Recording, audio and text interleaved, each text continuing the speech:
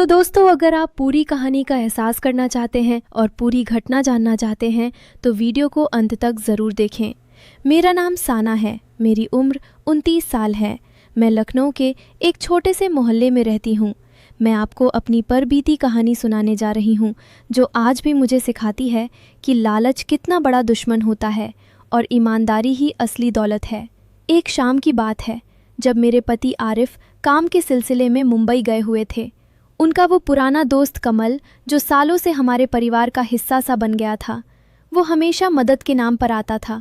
लेकिन इस बार उसकी आंखों में कुछ और ही चमक थी, जैसे वो कोई ऐसा राज लेकर आया हो जो हमारी ज़िंदगी बदल सकता हो। वैसे भी हमारे घर की हालत अच्छी नहीं थी। आरिफ की नौकरी में तनख्वाह कम थी।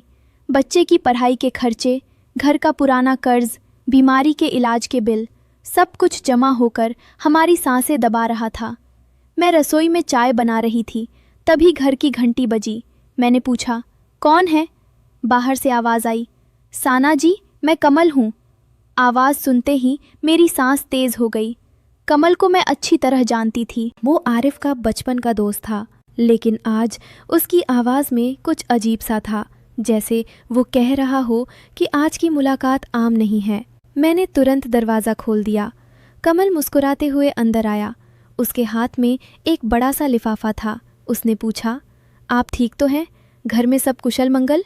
मैंने धीमे से कहा, हाँ कमल भाई, सब ठीक है, बस आरिफ की कमी खल रही है। आप बैठिए, चाय बना देती हूँ। कमल ने कुर्सी पर बैठते हुए कहा, साना जी, आज मैं कोई आम बात करने नहीं आया हूँ। आपके और आरिफ के लिए एक बहुत बड़ा मौका लेकर आया हूँ। अगर आप समझ गईं तो हमारी ज़िंदगी बदल जाएगी। उसकी बात सुनकर मेरा दिल ज़ोर से धड़कने लगा। मैं समझ गई थी कि वो कुछ ऐसा कहने वाला है जो आसान लगे लेकिन अंदर से गलत हो। मैं चाय का कप उसके सामने रखते हुए बोली, क्या बात है कमल भाई, बताइए ना। कमल ने लिफाफा खोला और कुछ कागज़ निकाले। उसने कहा, देखिए साना जी, आरिफ के चाचा का पुराना प्लॉट है लखनऊ के बाहर, सालों से पड़ा है। अब सरकार उस पर नज़र डाल रही है, लेकिन मैंने एक तरीका निकाला है। अगर हम कुछ कागजात सही तरीके से साइन कर दें तो वो प्लॉट हम नाम कर सकते हैं, बिना आरिफ को बताए। आधा हिस्सा आपका, आधा मेरा। करोड़ों की दौलत, सारा कर्ज चुक जाएगा, बच्चे की पढ़ाई, घर, गाड़ी, सब कुछ। बस एक बार हाँ कह दीजिए। उसकी बात सुनकर मेरी सांस रुक सी गई। मैं समझ गई थी वो असल में क्या कहना चाहता है, लेकिन मेरा मन सही राह पर था। मैंने कहा, कमल भाई, ये क्या कह रहे हैं आप? आरिफ को बताए बिना? ये तो धोखा है। कमल ने मुस्कुराते हुए जवाब दिया, साना जी, सोचिए तो सही, आरिफ को पता चला तो वो मना कर देंगे। वे तो हमेशा ईमानदारी की बात करते हैं, लेकिन ईमानदारी से तो हम भूखे मर रहे हैं। ये मौका एक बार आएगा। अगर आप कहें तो मैं सारे कागजात तैयार कर दूं, कोई नहीं जान पाएगा। उसकी बात सुनकर मेरा दिल ज़ोरों से धड़क रहा था। कमरे में सिर्फ घड़ी की टिक टिक और मेरी सांसों की आवाज़ गूंज रही थी। मैंने सोचा, कितने सालों से हम संघर्ष कर रहे हैं। बच्चे की फीस, दुकान का कर्ज, आरिफ की थकान, सब याद आ गया। लेकिन फिर मेरी नज़र दीवार पर लगी आरिफ की तस्वीर पर पड़ी, जहाँ वो मुझे वादा कर रहा था कि हम कभी गलत रास्ता नहीं अपनाएंगे। मैंने खुद को काबू किया और बोली, नहीं कमल भाई, ये गलत है। आरिफ को सब बताना चाहिए, वे मेरे साथ हैं, हम साथ मिलकर कुछ करेंगे। कमल ने और पास झुककर कहा, साना जी, मैं जानता हूँ आप भी यही चाहती हैं, बस एक बार सोच लीजिए, पैसे के बिना ज़िंदगी कैसे कटेगी। मैं कल फिर आऊँगा, कागजात साथ लाऊँगा, सोच लीजिए। वो उठकर चला गया, लेकिन उसके शब्द मेरे कान में गूंजते रहे। मैं बिस्तर पर लेट गई, कमरे की हल्की रोशनी में छत को देखते हुए सोचने लगी। मेरा मन उसी राह पर खिंच रहा था जहां आसानी से दौलत मिल सकती थी, लेकिन अंदर से कुछ कह रहा था कि ये धोखा है। मेरी सांसें तेज़ हो रही थीं। मैंने उठकर पानी पिया। रात भर नींद नहीं आई। अगली सुबह कमल फिर आ गया। उसने कहा, साना जी, फैसला क्या है? कागजात तैयार हैं, बस आपकी साइन चाहिए। आरिफ को कुछ पता नहीं चलेगा। मैंने उसके हाथ में कागजात देखे। मेरी उंगलियां कांप रही थीं। मैंने कहा, कमल भाई, कल रात मैंने बहुत सोचा। हमारा परिवार ईमानदारी पर टिका है।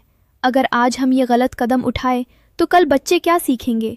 आरिफ की मेहनत का क्या मूल्य रहेगा? कमल ने हंसते हुए जवाब दिया, साना जी, अब समझ गया, लेकिन एक बार और सोच लो, ये प्लॉट बेचकर हम लाखों कमा सकते हैं, तुम्हारी जिंदगी आसान हो जाएगी। उसकी बात सुनकर मेरी सांस फिर से तेज हो गई। कमरे में सन्नाटा छा गया था।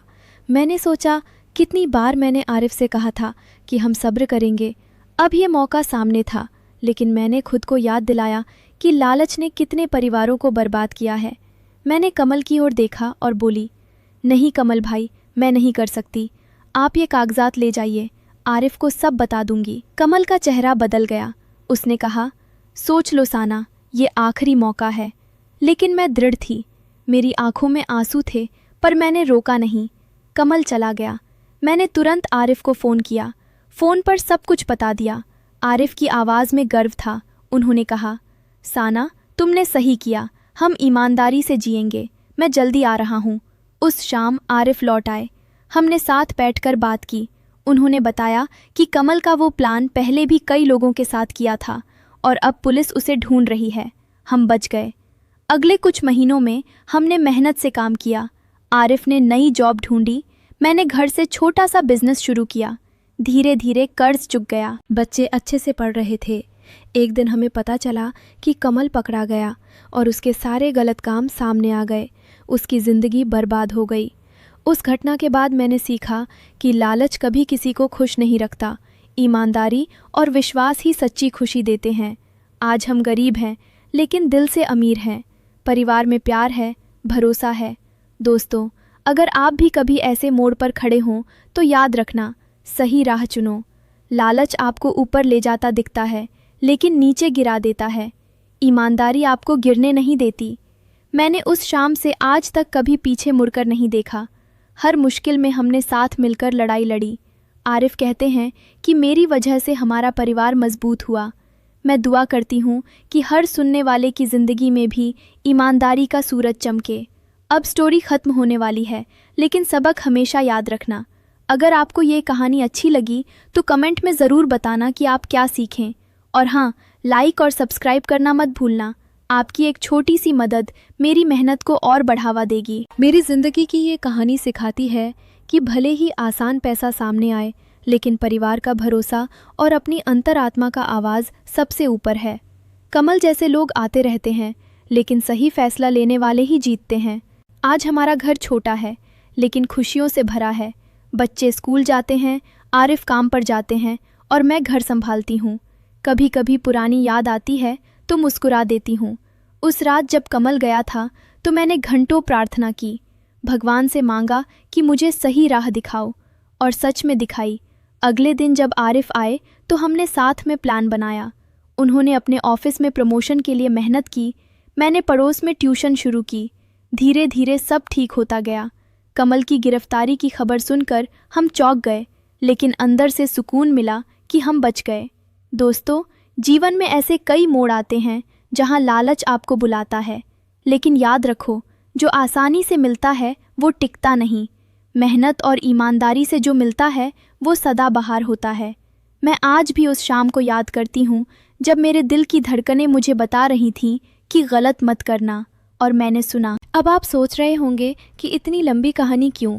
क्योंकि मैं चाहती हूँ कि आप हर शब्द समझें, हर भाव महसूस करें। मेरी सांसें, मेरा डर, मेरा संघर्ष सब आप तक पहुँचे, और आप भी अपनी ज़िंदगी में कभी गलत रास्ता न चुनें। आरिफ अब मुंबई से वापस लौट आए हैं और हम साथ में नई शुरुआत कर रहे हैं। बच्चा स्कूल में अच्छा परफॉर्म कर रहा है, घर में हंसी की गूंज है। कभी कभी कमल की याद आती है तो दुख होता है कि उसने गलत राह चुनी, लेकिन हमें सबक मिल गया। दोस्तों, इस कहानी का अंत यही है, लेकिन इसका सबक हमेशा आपके साथ रहेगा। ईमानदारी अपनाओ, विश्वास रखो, मेहनत करो। दौलत आएगी, लेकिन खुशी हमेशा रहेगी। मैं आपसे फिर कहूँगी, वीडियो अच्छी लगी तो लाइक करें, सब्सक्राइब करें और शेयर भी करें, ताकि और लोग सीख सकें। मेरी दुआ है कि आपकी ज़िंदगी भी मेरी तरह ईमानदारी से भरी रहे। प्लीज़ सब्सक्राइब कर लीजिएगा। आपकी एक सब्सक्राइब मेरे लिए बहुत मायने रखती है।